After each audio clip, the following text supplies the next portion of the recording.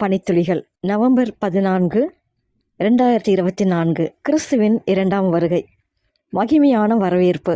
மகாதேவன் நமது இரட்சகருமாகிய இயேசு கிறிஸ்துவனுடைய மகிமையின் பிரசனமாகுதலுக்கும் எதிர்பார்த்து கொண்டிருக்கும்படி தீத்து 2:13.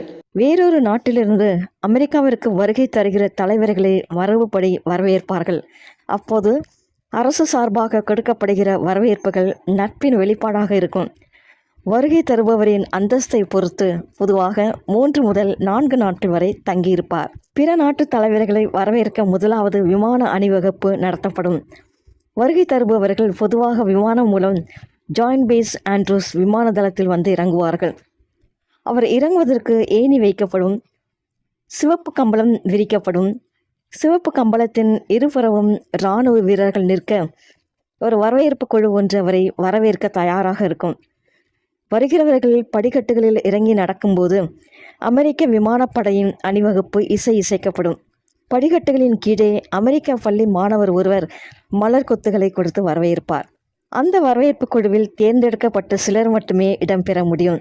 ஆனால் கிறிஸ்து திரும்பி வரும்போது பூமியில் வாழ்ந்த விசுவாசிகள் ஒவ்வொருவரும் வயது, பாலினம், கல்வி, பொருளாதார நிலை, இனம் ஆகிய பேதமின்றி ராஜாதி ராஜாவின் வருகையில் மகிழ்ச்சியுடன் பங்கேற்பார்கள். எக்காலம் துணிக்கும் போது கிறிஸ்தவர்கள் மரித்தவர்கள் முதலாவது எழுந்திருப்பார்கள். 1 தெசலோனிக்கேயர் 4:16. உயிர்த்தெழுந்த தேவ பிள்ளைகள், மரணமே உன் கூர் எங்கே, பாதாளமே உன் ஜெயம் எங்கே என்று பாடுவார்கள். 1 கொரிந்தியர் 15:55. கிறிஸ்துவுக்குள் மரித்தவர்கள் தங்கள் கல்லறைகளிலிருந்து புதிய சரீரங்களுடன் உயிர்த்தெழுந்த பிறகு உயிரோடு இருக்கிறவர்கள் மறுரூபமடைந்து அழிவில்லாத சரீரங்களை பெறுவார்கள். 1 கொரிந்தியர் 15:53. இந்த இரு கூட்ட விசுவாசிகளும் சேர்ந்து தங்களுக்கு பிரியமான இரட்சகரை வரவேற்பார்கள். 1 தெசலோனிக்கேயர் 4:17. வரவேற்கிற இந்த குழுவில் நாம் ஒவ்வொருவரும் அங்கம் வகிக்க முயற்சிப்போமாக. இந்திய செயலில் காட்டுங்கள். அதிகார ரீதியாக யாரையாவது வரவேற்கிற சிலாக்கியத்தை பெற்றிருக்கிறீர்களா?